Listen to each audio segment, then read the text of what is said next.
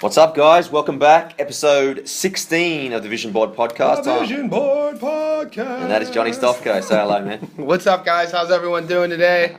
Hope you've just come off listening to the Tate Fletcher interviews and also Graham Morris as the last three. So it's been some really educational. The dynamic, the great Tate Fletcher. Who do we have today, though? We've got Jacob Stitch Duran. If you're a fan of the UFC, MMA, or boxing, you'll know the name straight away, because Stitch is an absolute legend. He's a cut man, so pretty much he's going to be on your screen every single time that you watch a major fight. Yeah, he's cornered the greats. Klitschko, he's been in the corners of some awesome MMA fighters. He's worked with Josh Barnett, Vitor Belfort. He's been in films. Stitch Duran is a visionary, a pioneer, and I've heard fighters describe him as an angel in the cage or ring with them. Yeah, when you think that he'll give us a fresh perspective, like away from just being the fighter or the coach, he's going to be the other man that actually really contributes to the fighter's success, and it'll be just interesting to see where he's from and just everything that his life's been about. Yeah, sorry about the noise in the background. We're working and filming on a construction site. Yeah, Stitch is awesome, man. He's dynamic. He has a great story. He literally rags from riches, been to movies, has books. I'm ready to get this show started, rock and roll. Awesome. So just a quick shout out to our sponsors, Jack Rabbit Slim's Barbershop in Potts Point and The Organic Trainer. Yeah, check them out, www.theorganictrainer.com. When you're proceeding to the checkout, use keyword The Vision Board to receive 10% off of all of your purchases. If you're living in the Sydney, Australia area, call Jack Rabbit Slim's Barbershop. Set an appointment up with Dre. He'll give you the nice skin fade, a beard, trim your fro up, trim your ponytail up, have you feeling good, make the girls think you're looking good. Awesome. Well, coming in live from Las Vegas, Nevada, we've got Stitch. Jacob Duran. It makes me wanna creep. I got something for your mind, your body, and your soul. I got something for your mind, your body, and your soul. The Vision Board Podcast, hosted by Johnny Stofko and Tristan Cannell. Today we welcome our guest, Jacob Stitch Duran. He's the UFC and boxing's highest profile cutman over the past 15 years, working every major UFC fight and the Ultimate Fighter. On the boxing scene, he's worked the corners of the likes of the Klitschko brothers, Andre Ward, Chris Algeri, and Amir Khan. He's been in the movies with Sylvester Stallone and Woody Harrelson. His life has taken him from USA to Thailand and back. We welcome the dynamic Jacob Stitch Duran. Welcome, Stitch. Wow, what an introduction, man. Let's hang up and let's do it again. That's just how it is, man. He's just a wonderful man. Like, I think you've achieved more. Yeah, we didn't even use any effects yet. That's just straight Tristan's voice. I like that, man. Well, thanks for having me on, guys. Yeah, it's a pleasure to have you here, Stitch. Stitch, I just want to kick things off just with your childhood, growing up in a migrant camp in Central California. Can you just let the listeners know the lessons that you learned early that just helped you achieve success later in your life, man? Yeah, it's something I'm humbled and honored just to have taken that lifestyle. Growing up as a farm worker, and I always tell people, if you ate it, I probably picked it for you. So growing up, I was born and raised in a migrant camp, and my birth certificate says for the address is CPC camp number 12 for the California Packing Company. So, it's about as far down as you could get as a farm worker. But, those values gave me some good work ethic, and, it kept me humble. Money was never an issue because we never had any. None of us did. So, that was never our priority for us. And actually, it made me what I am today. And so I'm really proud just to, say I was a farm worker. Show me anybody that picked cotton and, I'll show you me, So I'm real honored just doing that, and just to be at the level that I'm at right now. It's been a fun ride. Yeah, Stitch. When I look at you look at our your life in hindsight, the people you surround yourselves with. What we do a lot as humans is we attach titles or labels to what we do. When I look at a guy like you and what you do for your career, you're basically a caretaker. You assist people in helping them. Is that something that, through your upbringing, maybe somebody close to you, a friend, a relative, a parent, did you see that as a younger child, a younger boy? And was that help pave who you are? Yeah, that's a good question, John. And yeah, let me answer it this way: is my parents, because we grew up as farm workers, and you know, my parents would always help. You know, these people that would kind of come in from Mexico and Arizona and Texas and New Mexico, and they would come in, you know, to work the crops, and a lot of them just didn't have no money. So my parents were always leaders within their own little circle here. They would always help these people out, and you know, my dad was always a foreman, so he would do the hiring for these guys, and you know, he would hire people, and you know, there'd be times we would take caravans of 10 cars behind us, you know, going into one of the fields and all that. So you know, those leader qualities that I got those from my parents, no doubt about it. You know, and just the work ethic. You know, everybody did a good job. You know, whenever we worked, and that was just, you know, when you learn those simple things in life, they become pretty routine for you, and that's where I'm at now. But I am, you know, I've worked with one Native American guy, and on my cornerman jacket, he put me down as wound healer. You know, so I thought, you know, that's pretty much what I am. Is my job is to take care of the fighters and, you know, give them every chance to win a fight. That's awesome. Stitch, just with your nickname, man, does anyone call you Jacob anymore? Is it just Stitch? Like, how did you get the nickname? Yeah, you know, not too many people. The ones that call me Jacob are usually the ones that have known me before I was Stitch, you know. And so if I'm walking and somebody says Jacob, I turn around because it's probably somebody I knew from, you know, in the days back. But when I had my school of kickboxing, I was learning to be. I was a trainer. You know, I was a trainer. I managed fighters and I promoted fights, and learning how to wrap hands and working cuts had to be one of the things that I did just for the economic purposes of taking care of fighters. But I enjoyed doing it. And this one fighter, Dave Rooney, he got cut in one of his fights, and knowing what I know now with cuts, Tristan, that was a small cut, but nonetheless, I kind of mimic what other boxing cutmen did. Is I cut up little pieces, little strips of tape, and made a butterfly, and I closed up his cut. And Dave Rooney says, you know, God, you send me some stitches. You know, I'm going to call you Stitch, and that's where that name came from. And you know, for the longest time, I've been trying to look for Dave Rooney. I know he went up to Alaska somewhere to be a fisherman, and haven't heard from him since. But yeah, he's the one that gave me that title. That's an awesome story. Yeah. Stitch, I always wonder too, like the bonds we build with the people around us, and I'm sure because we've talked to past fighters on the show, and there's tight bonds between a boxing coach and his kid, and you know, his student, his pupil. Do you find yourself building? I know the answer. I guess the question is, say you have a guy that you're cornering, or a girl, and you're invested in them emotionally. Has it ever got to a point to where, like, you almost didn't want them to get back out there just for their well-being? Oh yeah, absolutely. You know, and that's my job is really, you know, I always say, John, in this combat sport, whether it's mixed martial arts or boxing, the only thing that counts is the truth. You know, you'll get guys that be bullshitting you and giving you all these lines, and you know, sometimes that's, you know, that's not the right way to go. But you know, my job is to take care of that fighter and give him that opportunity to win every round. But if I know that the odds are against him, and the worst case scenario is that, you know, he's going to get more damage than he is going to get in victory, I'll definitely make those suggestions. But let me put it to you this way: it hasn't happened in a long time.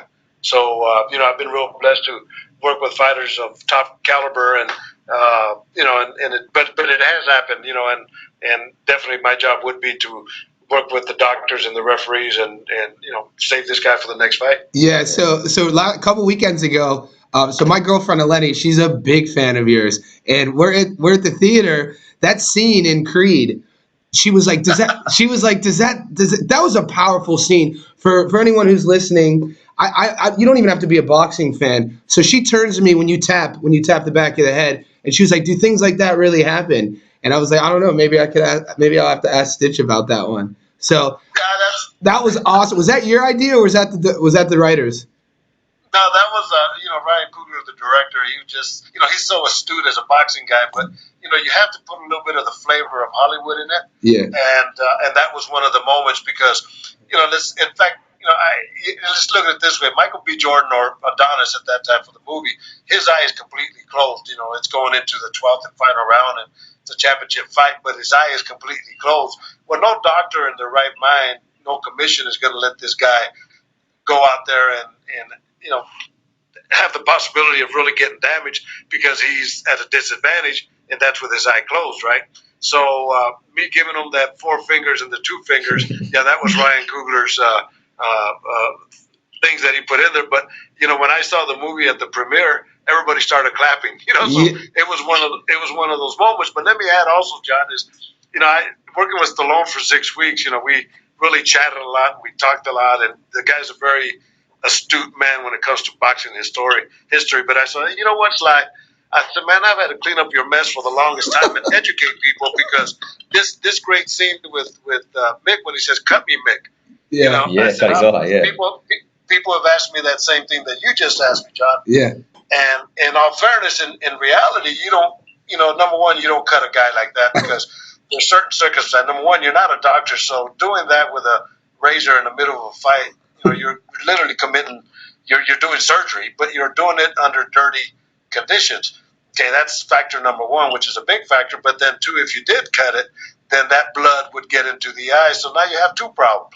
So, Stallone laughed when when I told him that, and now the thing with the 4 fingers in the back. So nothing wrong with being part of that history. Yeah, man. So tell your girlfriend that no, it's only in the movies. I will. Stitch, just backtracking a little bit. Like, obviously, you don't go to Cutman University or college, but you learn on the job. How did you first become interested in becoming a Cutman, man? Well, I had my own school of kickboxing, so I had to do everything, like say from training to managing to, everything, and wrapping hands and, working cuts. I had fighters that we went all over the world. As a matter of fact, Javier Mendez, that owns AKA, used to be a kickboxer during my era. Scott Coker, we used to fight under Scott Coker's banner, but I've worked with Javier Mendez when he was the light heavyweight champ of the world, so but under all those things, I had to learn to be a cut man, and I was working with boxers also, and that job just kind of floated to the top. I moved to Vegas 20 years ago to be a cut man and not to be a trainer, and even though I was a good trainer, when I got to Vegas, I saw what all these great trainers working cuts. And so people knew me for both of them. Yeah, Stitch, is there, so I was always interested. Do you have, is it you that chooses the corner, or do people reach out to you? And then depending on however you answer that, what type of homework are you doing? Like, say you have your corner a guy like one of the Diaz brothers, or we had John Wayne Parr on a couple weeks ago, and he's notoriously known to have huge cuts over his eyes from kickboxing. Are you studying the fighter and then, just basically upskilling yourself on the knowledge of who you're cornering? Yeah, well, when I used to be with the UFC, I was always in the red corner because basically I kind of controlled everything in the front. With the cutman, there was 4 or 5 cutmen in a night. So just so that I could make sure that things ran smooth, I always worked in the red corner, which happened to be the champ's corner, right? But going into a fight, it happens all the time where, let's say Nate Diaz is fighting somebody else. I could wrap both these guys' hands because I'm neutral. At that point, I'm neutral, even though, I have some favorites deep in the heart. But, when it comes to wrapping hands, I'll wrap them up as if they're my fighter 100%. But whoever works or I get to work in their corner, well, I'm going to give them every opportunity to win the fight. And like Vitor Belfort said one time, he goes, when Stitch comes into the dressing room, he goes, he brings that common effect with him. Whether I know he's working on the other side, I know he's coming, he's bringing that common effect. And I think that's it. That's the stuff I want to relate to these guys at that point is to let them know that go do your stuff and we'll take care of you. Yeah. Stitch, what about in boxing? Obviously, do you ever go into the camp with the actual boxers but prior to the fight, or is it just something that you come on a couple of days before or the day of the fight? Yeah, man, I'm like the circus brother. I just come into tent, do my work, and then pack it up and go the next day. I used to go to camps. When I trained boxers, I used to go to 6-week camps and all that. But now with my schedule, it's not practical for me just to go. So I'll if I'm working with a fighter for the first time, like I just worked with the Kameda brothers from Japan, but I'll get into either camp. If they're in Vegas, I'll go to their camp and I'll wrap their hands throughout the procession as they're training to make sure that they get the wrap that feels good. I meet them somewhere, let's say I go to Germany, let's say I go to Australia, I'll get there a week before with the fighters, and then I'll wrap their hands multiple times to make sure we get that technique that makes him feel good, and it's kind of like a dress rehearsal. So, those are the things I do, but I always prepare for a worst case scenario with any and every fighter, because in boxing, and especially guys, oh man, I never get cut. Shit, these are the guys that give me the most work. Yeah, Stitch. So I always prepare for worst case scenario. Worst case scenarios. You were talking earlier about Vitor, a comment he said when he sees you, and even if you're not in his corner. I once heard one of the fighters say, like, when they see Stitch, it's like a safety blanket, because just how there's competition with fighter to fighter. Do you find that, like, are there rivalries that take place between, like, cutmen, like with the hierarchy of cutmen? You have to be. Go on. Yeah, in the boxing world, they're pretty much still old school. So there's that little competitive. I did a fight in New York. I was with Vladimir Klitschko, and I'm in the dressing room, and I'm bent over. I'm out of my bag, and this guy from the behind me says, New York's my town. No, he was saying, LA is your town. New York is my town. And I look at him, and then I said, well, I'm from Las Vegas, Pissing contest, he wanted to kind of set his mark right there. Yeah. But now, in the mixed martial arts, these cutmen are all it's the new generation of cutmen where we're there to help everybody. And there's no egos, and there's no and anything like that. And, we go out, and as I was learning to be a cutman in boxing, I had this one guy that just blew me off when I asked him, try to give me some information. I mean, he threw me the F-bomb and says, you got to learn just like me, and I'm taking this to my grave. Jeez. That's changed in the mixed martial arts, and I've kind of, set the example on that by teaching other people how to take care of these fighters, because, like I always say, a trainer will show a fighter how to fight, but nobody shows a trainer how to take care of the fighter. Yeah. Yeah. So that was a commitment that I made time ago. Yeah. Stitch, you talk about that guy blowing you off. Was there any guys that stood out that helped you out, a mentor maybe? Yeah, there was Chuck Bodak. I mean, I don't know how far you guys go back in boxing, but was the old cut man that looked like Colonel Sanders from Kentucky Fried Chicken. Did he do De La Hoya? Tape on his forehead. Did he do De La Hoya? Oscar De La Hoya. Yeah, Bodak. Did Julio Cesar Chavez, Jorge Paez. He was my mentor. He literally took me under his wing, and they worked the fight in Vegas where Raul Marquez fought Keith Mullins. That's when Hector Camacho fought Oscar De La Hoya, and Raul Marquez ended up with 5 cuts. Something like 75 stitches. I mean, he just got gashed. And I kept him in the game, and he defended his world title. Yeah. Chuck Bodak came up, which was very rare for any cut man to give you a compliment, and he says I did a great job, and we were friends ever since. So, and I've done that with other cut men now. I've kind of led by his example. Yeah. Out there and teach. Yeah, Stitch. So the older we get as humans, we realize overcoming adversity is very important, and staying focused if we have a goal in our mission in life. Could you talk about maybe a critical moment or a pivotal moment in your evolution that maybe had you second guessing what your purpose was, and what helped you into continuing onto this path? Well, yeah, early in my career in kickboxing, making a difference with so many fighters outside of, me training them, and working their corner, but wrapping their hands and working their cuts and keeping them in the game and winning fights, that really became special moments for me. It was something that I had a lot to do with, outside of just training the fighter, but keeping them in the game on a medical and mechanical side.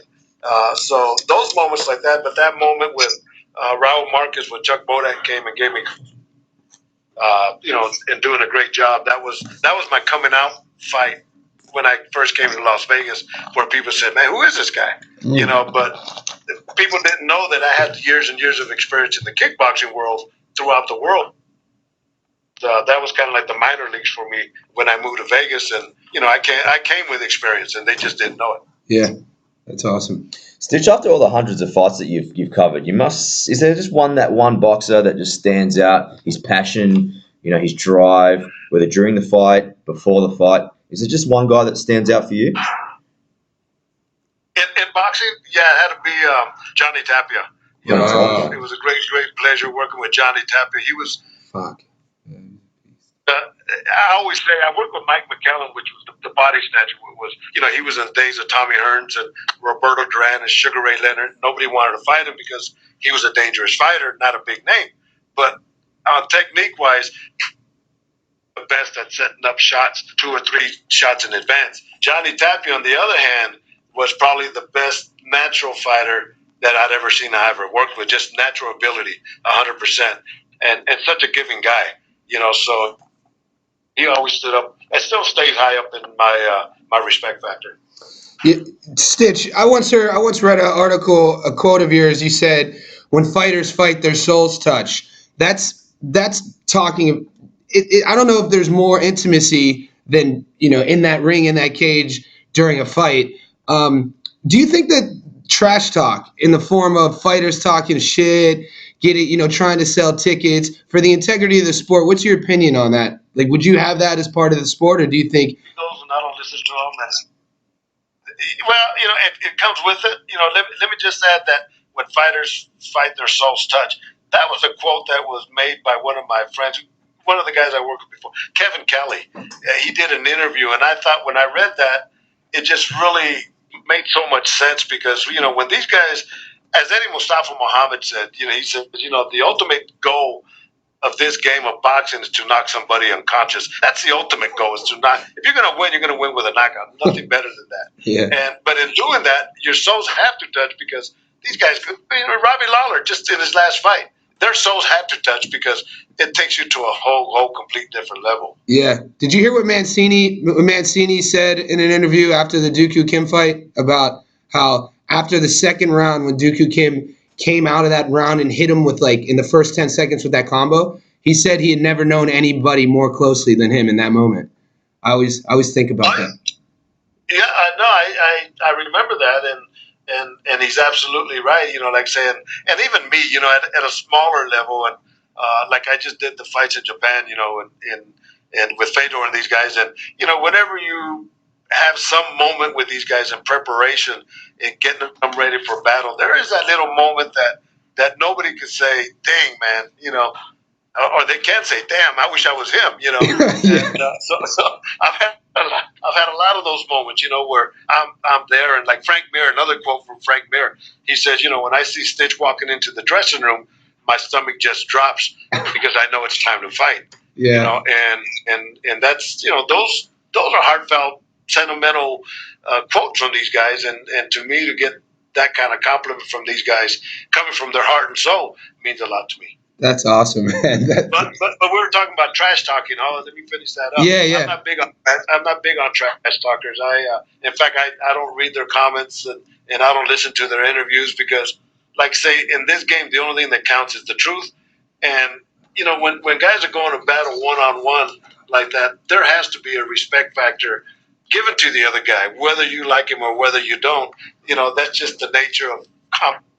Is there has to be a respect factor somewhere, and to go out there and belittle somebody and just kind of go overboard. To me, I don't even pay attention to them. I don't read them. I don't listen to them, and nothing like that.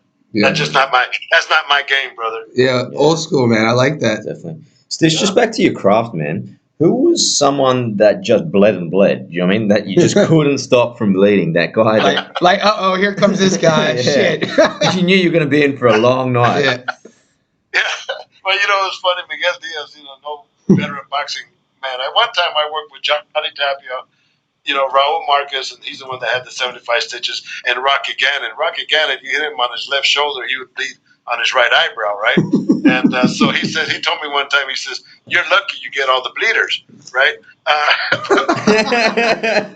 You're lucky. I've had guys, and there's guys that are going to fight, are going to bleed. Nick Diaz, definitely he's going to bleed. And you had Marcus Davis working with him. He was guaranteed to be a bleeder, and you had guys. I mean, God, I wish I would have worked with the Arturo Gattis. That kind of guy, just to put him on my resume. And but once again, in the MMA game, you just never know because everybody is susceptible to getting cut. Yeah.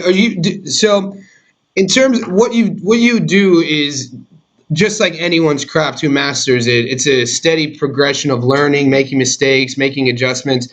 Is there have you ever like studied up or read about, because it's exactly what you do, like the psychology of human behavior? Are you looking for that when you're watching a fight with your fighter, like their mannerisms, how they're getting hit, etc.? Yeah, you know what? That's a good question again, John. You guys are on point. Yeah, thanks. Growing up, real humble as a farm worker, you got to see the simple things in life, right? But then also as an adult, I was in the military, so I was stationed in Thailand, so you see different personalities. But when I got out, I worked for a tobacco company, and I worked in the mean streets of Oakland, California. So I got to be real streetwise. But you learn to read people, and I've always been good at reading people. But psychology in this game is something that you can't go to a book and read and understand what these guys are going through. You have to be in the trenches with them to understand what they go through. So whenever that moment comes that you could relate with, then it's easier for you to go out there and psychologically give them that motivation, or just give them that security blanket that you were talking about. I remember when Ivan Drago fought Pete Sells. Pete Sells. I was like, hold on. Yeah. You got to make Rocky Four. They call Drago. So Pete Sells, what the hell's his name? Shit. Anyway, he got knocked out. Oh, Mike Brown, he got knocked out. And the doctors and the referee are trying to calm him down, and he's kind of going crazy and all that. And I look at him, I get him, and I put my hand on his shoulder. I said, Drago, I said, look at me. You got knocked out. And he tells the doctors, he goes, well, you know what? Stitch, I believe. So, but that's that psychological part, where that confidence, where he knows I'm not going to bullshit him. Yeah. Stitch, let's talk relationships for a sec. The Klitschko boys, they fight out of Europe. How did you get to be in their corner? Because obviously you've been with them for a while.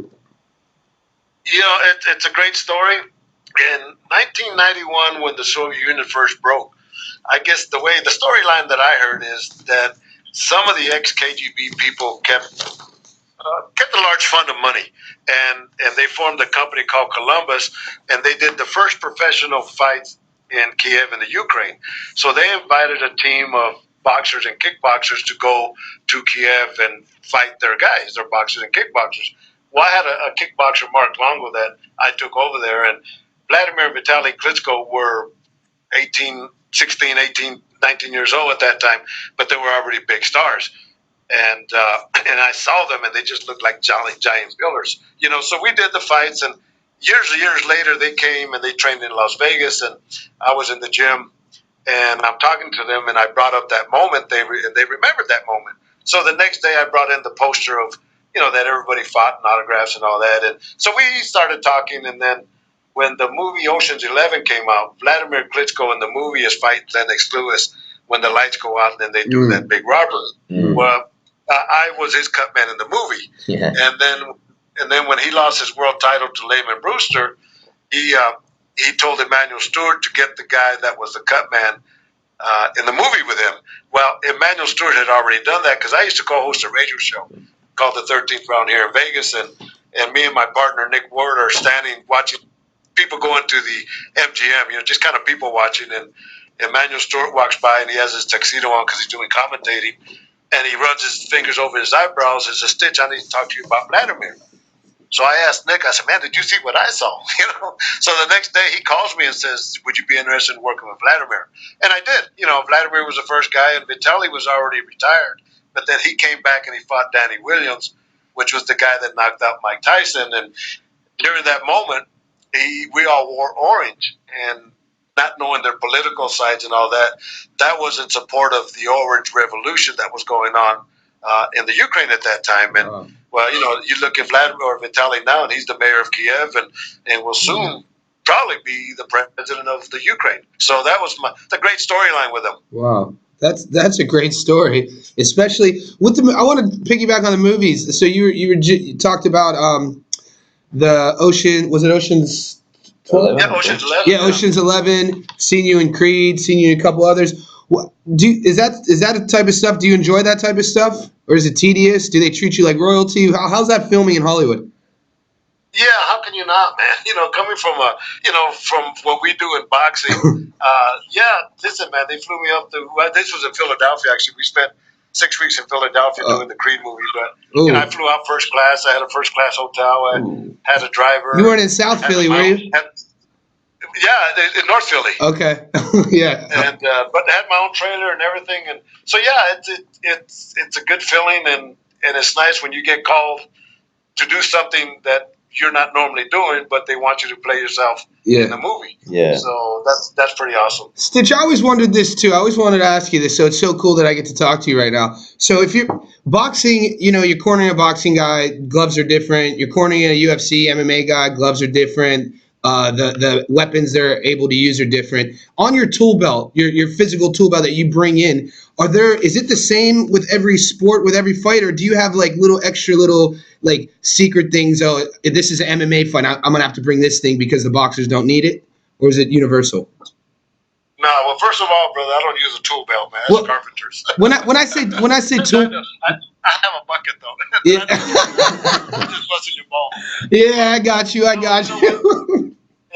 no, you know what? Like I say, you always prepare for worst case scenario, whether it's in boxing or MMA, and so whatever I use for boxing, because it works in boxing, it'll work in MMA. Whatever I use, it definitely works in boxing. Yeah. And let me tell you a quick story, because I know that's what we're here for stories, right? When we did the fights in Los Angeles, Josh Barnett fought on that card. Yep. We're walking out because Tap Out offered us. We were sponsored by Tap Out, and they had a dinner, so the cutmen went up there, and we're walking out, and I'm there with Josh and the other cutmen, and people are taking pictures and photos and autographs and the whole works, and there's a couple older guys behind us that start kind of. I thought they were wrestling, but I guess they got in a fight.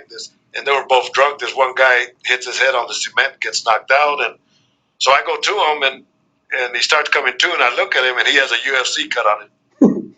So I'm thinking, oh my God, and now my stuff is there. So I get my stuff and I start working on it. And all these people are taking pictures, and and the guy finally comes true, and he looks at me and says, "Stitch, I can't believe you're working on me."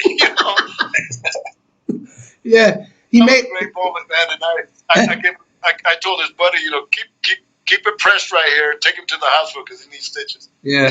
So I thought that was a pretty awesome moment. Yeah, no pun intended. He needs stitches. Stitch, with all the different fighting, Right? Stitch, with the different fighters out there, do they make you wrap their hands a specific way, or is it up to you? How does that get determined? Yeah, it's not up to me. Like say the Japanese kids that I work with, even when I worked with Amir Khan the first time, Andre Berto, whenever I work with somebody the first time, I'll give them the basic rep that I use for probably 90% of the guys that works real well. I mean, it's an A-level rep, right? Mm. But it's dependent on their injuries, whether they have sore knuckles or their thumb or their metacarpals or their wrist are hurting. I'll make adjustments to that. Some guys like more gauze than others, so I'll conform it to what makes them feel real good. Yeah. I say that's why, I'll go in there and I'll do 3 or 4, 5 different reps, just to make sure that when he goes out there to fight, that he feels very comfortable doing what he's going to be doing. Yeah. We like, it's interesting, like the different styles of reps. You talk to probably a couple different cut men. They might have their own style. Could you talk about us? Are you developing any type of like products that are going to help people in the future who want to get into your line of work, that they could actually refer to how you do your thing? Like say a guy sees you and an 18-year-old, 19-year-old got an injury, he can't fight anymore, but he wants to be part of the game and he wants to help people. Do you have any sort of products you could talk to us about, or any sort of philosophies that people can find that maybe they? Yeah. Yeah, absolutely. I get emails and requests all the time that people want to be a cut man, and the first thing I tell them is what's it take to be a cut man is like I mentioned, you got to spend hours and days and weeks and months and years in the gym learning to be a fighter and working with a fighter. That's foremost number one, is because I get doctors and paramedics and everybody sees what I do and they want to do what I do, but they don't know I've been doing this for like 30 years. Yeah. And, but I've created a line of tape called Stitch Premium Tape that I've had more glue put on it, it conforms to the hand a lot better, and it just makes a nice wrap. Also created the new Kales, the iron that we use for swelling. Mine, the ones out there are all flat. To me, it never made sense because a lot of the swelling usually happens on the cheek or the eyebrows, which are contoured, right? Yeah. So on one swell, it's contoured, so it's curved, so it could fit there, and then the other side is flat. So if ever you have a hematoma, let's say on the side of the head or on top of the head or something, then you could use the flat side, so it's a double thing. And then I also introduced a new medic 100% natural, made out of a seaweed base for stopping cuts called Quick Aid. So yeah, definitely, it's and then I'm doing seminars and I'm trying to get these guys on the right track and like say education. If anybody remembers me, I think it's going to be for education, making this game safer. Stitch, just what's with wrapping hands being second nature to you? In the lead up to a fight, do you practice on your wife or your kids or anything like that just to keep your game on point? But not anymore. I used to, I used to practice on myself, and if we were a person, I could show you the scar that I have in my hand when I was cutting my wraps off.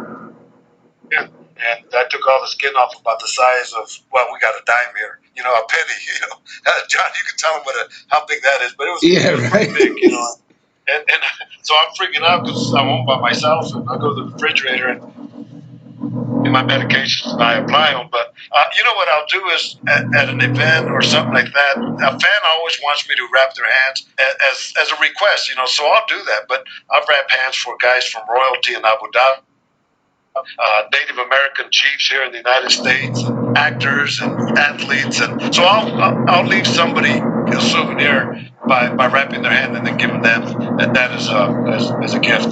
That's awesome, actually. Stitch, of all the places you've cornered, all the arenas you've been in, all the crowds you've seen going chaos, what's the most energetic place that you've been during a fight? Like, is there one crowd that stands out that you're like, these people are just nuts? The Irish are always crazy, right? Yeah. But the Brazilians they're quite fanatical. Actually, when I went to Sydney for the first time, that was pretty loud. So I have to say, it's the Irish, the Australians and the Canadians that are big fans, and they support the game, and they let the fans know by being loud. So yeah, those areas. And you go to Japan, it has changed in the. I used to go there for pride. You could almost, talk to the other guy in the other corner. It was that quiet. Well, now they're starting to get a little bit more on the cheering side and clapping and all that. But yeah, it's I've been to a lot of loud places where it's just buzzed. Yeah, man. Stitch, something that really stands out when I see pictures of you or see you on TV and things like that is the immaculate way that you present yourself in terms of dress and things like that. Is that something deliberate that helps you every day in achieving success, man? Oh, absolutely, 100% right. One of my biggest pet peeves are wrinkled clothes, and not wrinkled clothes throughout the day, but I know you guys shit is all wrinkled, huh? But I always iron my stuff.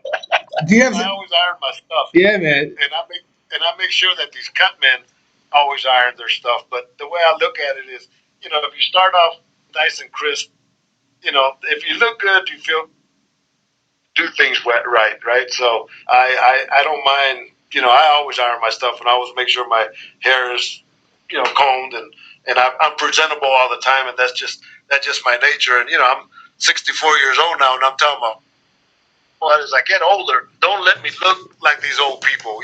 Socks up to my knees and shorts, and Yeah. I don't want to do that. I always want to be presentable. That's awesome. It's definitely an attribute to how you feel too, which I think how we feel inside it manifests itself how we carry ourselves. So keep doing what you're doing, Stitch.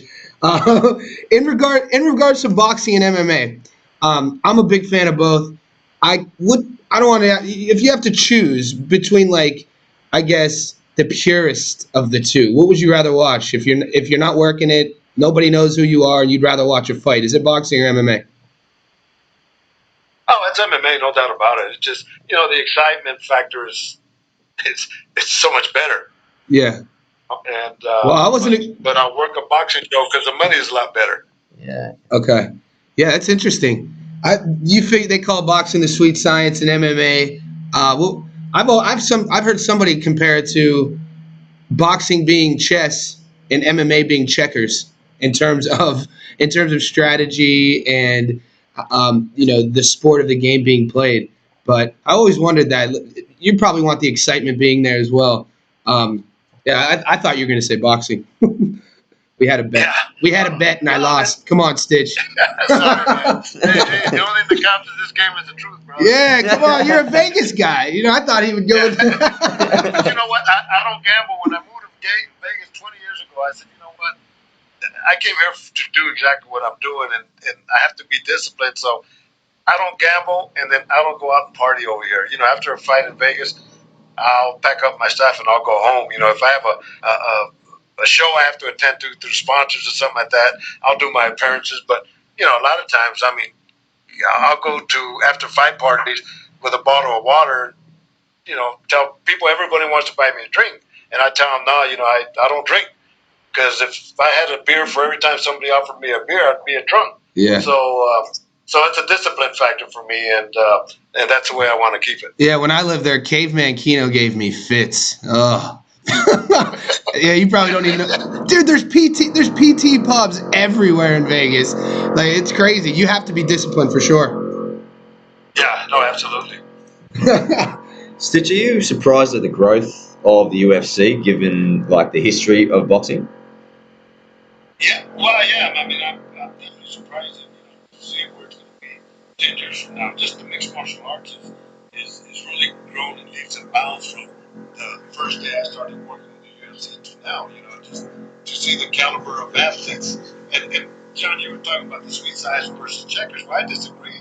Yeah. Because I've seen some strategies in the mixed martial arts that to me, are just tremendous. And the thing about it, when you're looking at 16 different weapons opposed to 2, there has to be some strategy in the mixed martial arts. So boxing is a sweet science with some guys. A lot of guys aren't as polished up as they used to be in the old days. So Yeah. that's a myth that has to change because the mixed martial arts has definitely gotten better. And I've done seminars in Mexico, which is a new area for the growth of mixed martial arts, and these guys are getting better and better and better. And I've seen 10-year-old kids they whoop my ass and your ass together. Yeah. Yeah. So it is growing, and the growth of the mixed martial arts in UFC leading the way has been tremendous. Yeah, they got the Mexican fighters. I love how Dana, man, his business mind is just spot on. How he the traveling salesman type guy, going from country to country, promoting his basically package. It's very, very intelligent. I like that about it. And he definitely has he has the eye for making fights.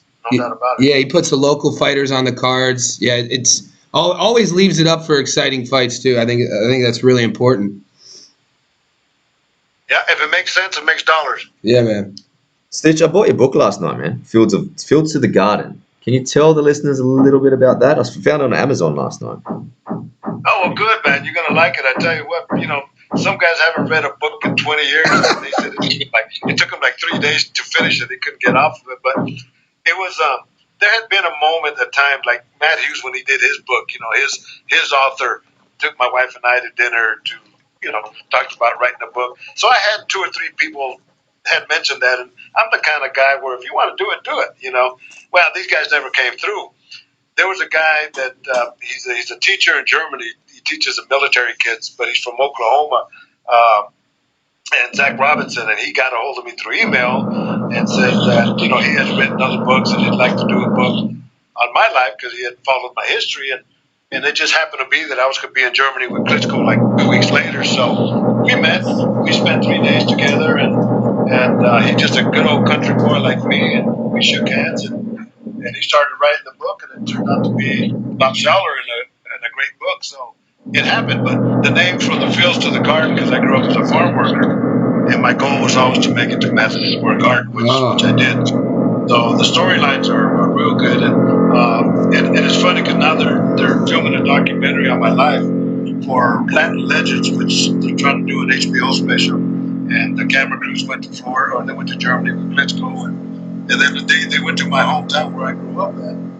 What happened is I got like 100 tickets and invited all my old friends, and we all went to watch the movie together. So they got some footage there and all that, but the documentary is named after this book.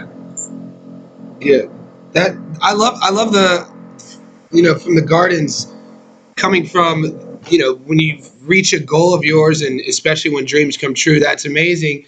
It sounds to me where you are, you've done that basically your whole life.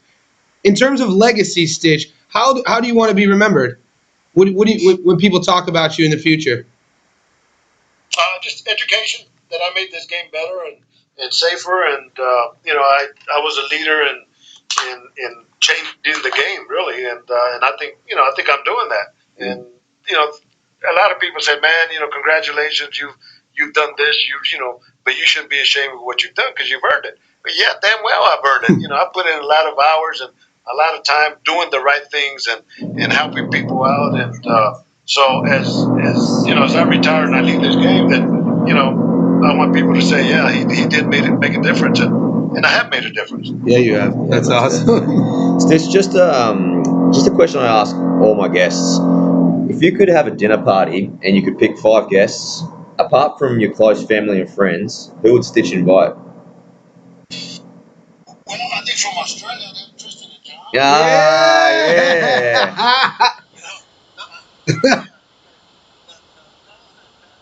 Yeah. Number one. Yeah. I'm a big fan of his,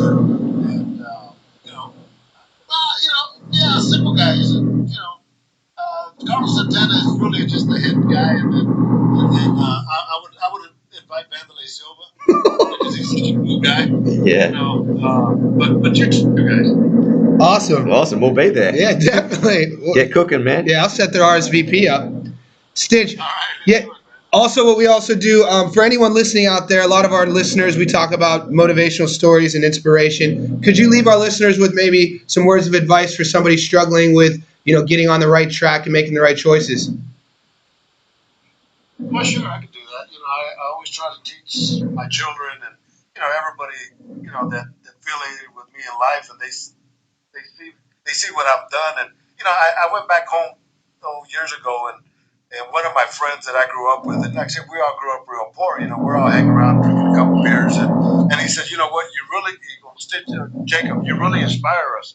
And it's a 9-hour drive from my hometown to Las Vegas, and I was driving back, and I'm thinking about that quote where he says, you really inspire us, but me inspiring them inspires me. So the thing is there's going to be obstacles. You're going to get beat up here and there, and there's a positive and a negative in everything we do. And if you could go through the negatives and know that they're part of your positive, if you could accept those and really kind of deal with them as best you can, then when the positives come, then you'll really be able to enjoy them. And I've always told my kids, redwood trees are real big. Sequoias are big trees over here, and I said it's just like having an axe. You every time you chop at that tree, you're not going to knock it down. The first time, the second time, probably the third, fourth, 500th time. But eventually, if you keep at it, that tree will fall down. And that's the same thing in life. And everything's about numbers, brother. Numbers and angles. And once you understand that that's going to happen, and accept the negatives, and to go with the positives, and should make your life a lot easier, and you should have fun doing it. That's excellent, man. Well said, man. Now, Stitch, where can the people reach you? Maybe a cut man that might want to reach out, or all your fans. Where can they find you on social media and online, man? Well, Vitor Belfort got me on Instagram. I don't know how to use it, but everything is I'm at Stitch Duran. At Stitch Duran. You can always get a hold of me there. Awesome, right, guys. We'll leave it in the show notes anyway, because I know you guys will be adding Stitch and making sure you follow his career. But Stitch, thank you so much for coming on. We've really enjoyed the stories. You're a storyteller. You're an inspiration, and we enjoy it. Yeah, Stitch, man. We really appreciate getting an opportunity to exchange some positive energy with you, man. So thank you. Yeah, man. This is just like barbershop talk. Yep. Sit there and shoot with friends, and this stuff we can do for hours, and I enjoy doing it, man. So if you guys ever want to do it again, Yeah. Yeah, we did. Well, we might be in Vegas coming up this year, so if we are, we'll give you a call and we'll set up a dinner for all of us. Yeah, Stitch, I'll send you an email. Yeah, for sure. We'll set some up. I'll send you an email. We have something to chat about. So you enjoy your time, all right, man? All right, now make sure Carlos Santana's there. Huh? Yeah, Cool, for man. sure. Thanks so much for your time, man. All right, cheers. Have a All great right, day. All right, God bless you. Yep. The great man Stitch, the storyteller, the inspiration. Stitch Duran, dude. When you told me we checked the emails and Stitch replied back, that I've been watching that guy. I always wondered like these little questions. I mean, I didn't even get a chance to ask him most of them because in my head they're not important. Discipline, but discipline's a huge thing with this man. Like every time I email or text this guy responds within 2 or 3 minutes. Yeah, dude. Despite the fact that I'm in Australia and he's in America. Yeah. Like we talked about with his clothes. Yeah. Just even the way he presents himself, the way I know I've spoken to you about this before, the way he remembers names. He's like, old school. I'm huge on people, the respect level about remembering someone's name. You marked it down how many times? 6 times that he said every single time he wanted to speak to one of us, he knew exactly who was speaking to. Yeah. Like, that respect level is something. It's classy. Exactly right. You can't. You have. That's a skill. There's certain things that we're born with as people. There's certain things that we have to develop. Yeah. And to develop most good things, it takes work, it takes effort, and what you just said, it takes discipline. Yeah. And we were watching he pops up everywhere. We were watching the documentary for Michelle's Fight Mom documentary. Yeah. Stitch is in the background. Yeah. We're at the movie theater for the Creed movie. Stitch is in the movie, and he's doing. I'm pretty sure he has. I don't want to misquote this. I'd have to check. There's fights this weekend. Yeah, I think in LA. I think the UFC's in Boston, but I think there's World Series of Fighting fights that he might be affiliated with because he's not doing the UFC right now. The most powerful thing, from my perspective, is a person's name. Yeah, and you can just tell the type of person he is, and it's just radiated through that interview that he's come from nothing. Yeah. All right. So for anyone who's listening to us who lives in Australia, migrant workers, basically modern day in his farm workers. I don't want to use a more derogatory word, but he even said it. He said the lowest of the food chain of farm workers. So when you take that and put it into a scale of the socioeconomical classes in the United States, especially in the 60s, 70s, 80s, that's as low as it possibly could get when you're in the system. He was a number. What he said, his address was a section of the farm, basically. And look, he has his own trailer. Man, it's inspiration. Yeah. That's what we talk about greatness. Everybody has it in you. Farm to Hollywood. Dude, what's the name of his book? 2 stadiums. He said he's traveled. The Garden. He's traveled to every major stadium in the world. Cornering in a few years, one of his closest mates will be the premier or the leader of a nation in Europe, Klitschko. He talks to Sylvester Stallone. Sly, that's his boy. Please. Stitch is the man. Wow. But wow, I'm just blown away by. Yeah, so we talked about. Look, I mean, I took a lot. He was chatting about the fans too. I find it interesting. The Irish, the Aussies, the Brazilians. I've been to a couple I've actually been to the last 3 Australian UFC events, and they go. It's interesting. It's a addictive type of behavior. You see people cheering and expressing themselves through jubilation. Yeah. Everybody tends to mimic that. But he said the Japanese. Have you watched the MMA fight in Japan, like the old Pride videos? Yeah, I've seen a couple of them. I think I attribute that because it's almost like an honorable art form. So you watch it on tape, and the crowd is silent. It's all the old school fights that count because they sold it to the UFC, and then it's just kind of gone kaput sort of thing, hasn't it? Well, I know that Dana bought in 2001 the UFC for $1 million, but the Pride was still around. The Pride. What happened was the Pride. A lot of the old school legendary UFC fighters. Vanderlei Silva, Kazushi Sakuraba, Mark Coleman, the list goes on and on. Severn, Shamrock were all Pride guys. And in that time, it was in Japan. The rules were basically you could do anything you want except eye gouge and I think headbutt. But when you have your guy on the ground, you could throw knees to the head. It was brutal. They didn't drug test. So I've heard stories and interviews from fighters now. They had offers to go fight in the Pride, and the Japanese union there basically wanted them. So, for instance, you have a guy who fights at 155. They're all right, we'll give you money. We want you to fight at 185. Wow. So they're telling them to jump on the gear, and it's crazy. Put in the supplements, the needles, but it was brutal. Wow. we should probably wrap this up. It's been a great interview. Just tell maybe a little bit about what we got going on this week. You got anything on your website? On my website, I'm going to post a new blog. Basically, just stay tuned for it. I'm working on this piece about, communicating with people in your circle of influence and how to take things out of the conversation by listening. Something I'm really working on right now and being aware, like in all my relationships, whether they're my friends, family, colleagues, clients, of what I can learn from listening. So that's what I'm working on. And just website address and just... Yeah, so check www.therealfitcoach.com. I'll also post it on my Facebook, The Real Fit Coach. You can find me on Twitter, The Fit Coach, and then Instagram, _Fit Coach. Awesome. Well, I've got my weekly newsletter coming out this week. I'm going to write about just getting moving. So just getting moving, doing it simply. And I'm going to give you a few just tips and tricks that you can do. I've got a couple of workouts coming out on there. So subscribe. It's for free on my website, www.tristancannellfitness.com. You also get a copy of my ebook, my cookbook, actually. So it's pretty simple, and it's pretty cool cookbook that just... It's pretty much for, the busy mums and dads and executives out there that just need some quick meals. Hey, ladies, he can cook.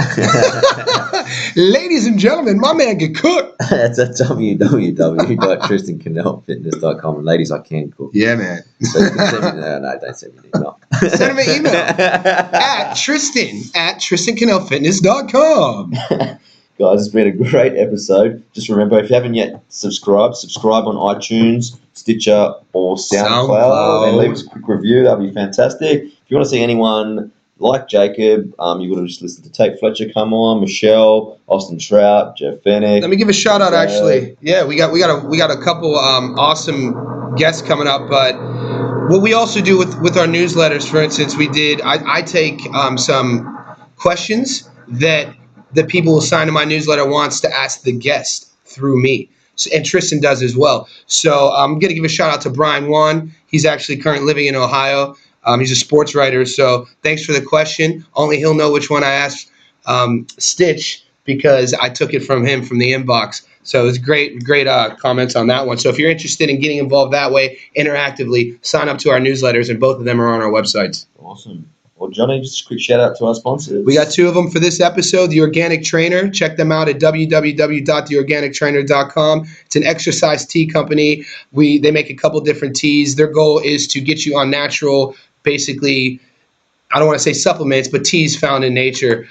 They also have an awesome water bottle. It's more of a trainer flask. That's what it's under on the website. When you're proceeding to the checkout, type in keyword The Vision Board to receive 10% off of all of your purchases. Our second sponsor is Jack Rabbit Slim's Barbershop out of Sydney, Australia. If you're living in the Kings Cross, Potts Point area, give them a call, chat with Dre, set up an appointment. He'll leave you feeling so fresh, so clean. Ladies and gentlemen, you know what I mean. Guys, have a great week.